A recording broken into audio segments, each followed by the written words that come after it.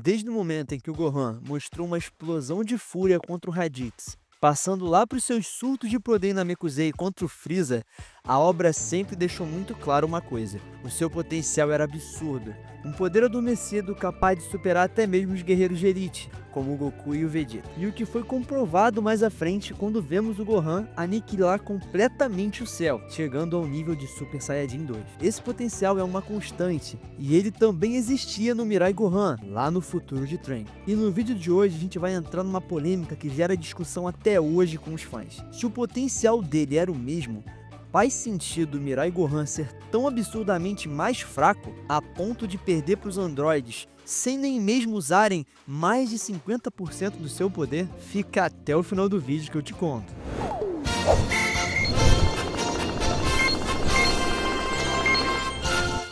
Fala Blippers, Bismarck falando e bem-vindos a mais um vídeo aqui no Jornada. E vamos logo para os argumentos do vídeo. Faz sentido um Gohan que lutou e viveu durante 13 longos anos, da morte do seu pai até a sua morte, ser tão mais fraco assim que o Gohan do nosso tempo, que chegou ao Super Saiyajin 2? À primeira vista parece que é furo de roteiro, mas se a gente analisar bem os fatos, a verdade é um pouco mais complexa do que vocês imaginam. Para começar esse vídeo, vamos começar com os pontos que fortalecem e geram questionamento do Gohan Mirai ser mais forte, ou deveria ser mais forte, do que foi mostrado no anime. O primeiro deles é o seu potencial inato. Como já falamos aqui, o Gohan tem um potencial muito maior que o Goku e o Vegeta, e esse poder não desaparece só porque a linha do tempo é diferente. O Gohan nessa linha do tempo já passou pelos acontecimentos dos Saiyajins, tendo os lampejos que ele teve contra o Raditz e contra o Nappa, e passou também pelos acontecimentos de Namekusei, sofrendo Zenkai na luta contra o Freeza e liberando seu potencial com o Grande Patriarca. Um outro ponto que podemos colocar aqui é: o Gohan não era um simples novato quando se trata de treinamento. Ele aprendeu muita coisa com o Piccolo até aquele momento ali. Quando ele foi treinar para receber os Saiyajins na saga Saiyajin, o Piccolo ensinou a ele o treinamento mental. E a gente pode ver que ele usa esse mesmo treinamento com o Kuririn na nave enquanto eles estão indo para Namekusei, que poderia ser de grande valia para ele treinar nesse mundo caótico do futuro, onde eles precisam se refugiar contra os androides, mesmo que eles não sintam ki e seja mais difícil para eles encontrarem os guerreiros desse mundo, claro. Outro argumento que muita gente usa é o fato de, nesses 13 anos que o Gohan passou até o final da sua vida, ele poderia usar o benefício do Zenkai, que é uma habilidade que os Saiyajins têm, para que ele consiga aumentar os seus poderes consideravelmente após passar situações de quase morte. E uma das situações que o anime evidencia esse Zenkai acontecendo é uma das últimas lutas que o Gohan teve contra os androides, onde ele precisa proteger o Trunks enquanto luta contra os dois androides ao mesmo tempo, sendo derrotado e perdendo seu braço como resultado da luta. Se não fosse o Trunks salvando ele no final, levando ele pra Bulma, né, poder curar os ferimentos dele, ele provavelmente morreria. Após essa luta, a próxima luta do Gohan com os androides tem um salto de 1 ano. Nessa última luta que acaba levando à morte do Gohan, o próprio Gohan diz que treinou intensamente para alcançar os níveis do 17 naquela última luta que eles tiveram. Nesse momento, com toda a fúria que ele tinha, a determinação para alcançar os androides, faria sentido ele chegar num nível maior que o 17 naquele momento? Lembrando que ele não precisava alcançar o nível de Super Saiyajin 2 para vencer a luta. A própria transformação Full Power de Super Saiyajin já seria o suficiente, na minha opinião, para vencer os androides daquela versão. Lembrando que, como muitos já disseram aí, os androides do futuro de Trunks são mais fracos do que os androides da linha atual, certo? Levado esses argumentos em conta, vamos agora virar um pouco a moeda e trazer um pouco da realidade que esse Gohan viveu ao longo desses anos, para a gente poder dar o veredito do que faz sentido e o que não faz. Os meus argumentos aqui não é a falta de potencial que esse Gohan tem, e sim a ausência de oportunidade e a quebra de espírito que esse Gohan teve ao longo da sua vida. O Gohan do presente, mesmo que tenha levado pouco tempo comparado ao Gohan do futuro para se preparar contra os androides e contra o próprio Cell, ele teve o Goku e o Piccolo como mentores, que o inspiraram, que o guiaram. Lá no presente, o Trunks conseguiu avisar os Guerreiros Z que teria a invasão dos androides, dando tempo para eles poderem treinar juntos e se preparar durante 3 anos. O Gohan Mirai nem teve aviso.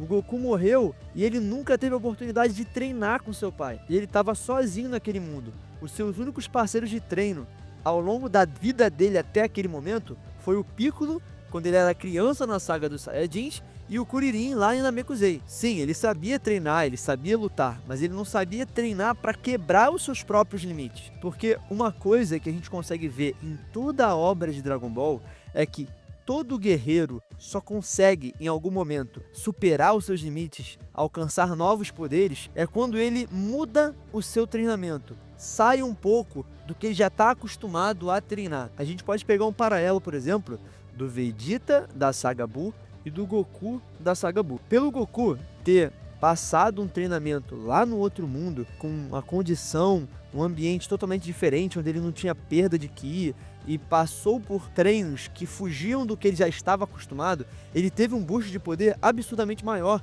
do que o Vegeta, que passou aqueles anos todos treinando apenas na sala de gravidade. Claro, o Vegeta teve um boost de poder comparado ao Vegeta da saga Cell, mas em algum momento aquele treinamento não ia ser mais só o suficiente para ele. Ele precisava se submeter a coisas que ele não estava mais acostumado, treinos diferentes, assim como a gente vê em vários outros momentos da saga e da obra de Dragon Ball. O Gohan do presente, além de ter treinado esses 3 anos com o Piccolo e com o Goku, que são exímios lutadores e têm conhecimento de treinamento que podem passar para o Gohan nesses 3 anos, ele ainda treinou com o Goku na Sala do Tempo, fazendo com que ele despertasse o Super Saiyajin 1, aprimorasse para o Super Saiyajin Full Power e ainda chegasse no potencial para alcançar o Super Saiyajin 2. Coisa que o Mirai Gohan sofreu para chegar apenas no Super Saiyajin 1 e que provavelmente estava longe de chegar no Full Power do Super Saiyajin 1. Lá na Sala do Tempo, se a gente lembrar, o Goku,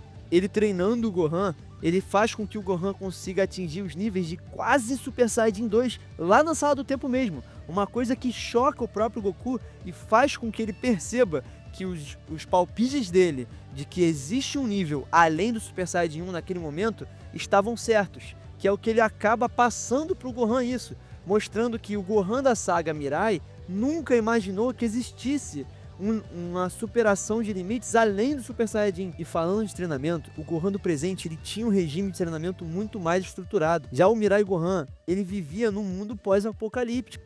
As condições, se você comparar um guerreiro que tinha tutores, que tinha ambiente, que tinha tempo, é totalmente diferente de um cara que lutava para sobreviver, para poder salvar pessoas, sem um mínimo de condições para conseguir desenvolver melhor os seus poderes. E sobre essa questão de treinamento também, a gente pode levar um ponto um pouco mais profundo que o Akira Toriyama define em relação ao Ki. O Ki é uma combinação de 3 elementos: o Genki, que é o vigor, o Yuki, a coragem, e o Shoki, que é a sanidade ou composição mental. O Mirai Gohan tinha vigor, tinha coragem inabalável, mas a sua sanidade era quebrada. Ele viveu 13 anos e o inferno. Viu todas as pessoas que ele amava morrerem, ele viu um mundo em ruínas e o seu Shoki estava em frangalhos, mano. Inevitavelmente limitou o crescimento do Ki dele. Agora, voltando um pouco o vídeo, quando eu menciono lá nos prós, referente à última luta que o Gohan tem contra os androides, onde ele diz que treinou arduamente para poder alcançar o nível do 17, depois que ele perde o braço, o 17 revela que só usou metade do poder dele para enfrentar o Gohan nessa última luta. E a expressão de choque e desespero do Gohan já diz tudo. Isso mostra 2 coisas. Primeiro, o treinamento do Gohan funcionou. Ele provavelmente superou o nível de 50% do Android 17. Mas a segunda é mais importante aqui, porque acaba refutando muita gente que diz que se o Gohan Mirai lutasse apenas contra um Android de cada vez, venceria essas lutas. Não! Porque se o Android usasse 100% do seu poder, ainda seria praticamente impossível para o Gohan no estado atual vencer um dos androides. Então, no final das contas, faz sentido o Mirai Gohan ser mais fraco? A resposta é sim, mas não é que ele é fraco, pelo contrário, ele foi um guerreiro fenomenal por todas as limitações que ele passou. O Gohan do presente é o resultado de potencial nutrido. Ele teve um pai para se identificar e extrair todo o seu poder latente, treinando na Sala do Tempo, sendo motivado a todo momento a chegar a novos níveis de poder. Já o Mirai Gohan é o resultado de um potencial sufocado. Ele foi uma semente poderosa plantada em um solo infértil e tóxico, sem água, da orientação, sem luz da esperança, ele não ia crescer, como vimos na luta final.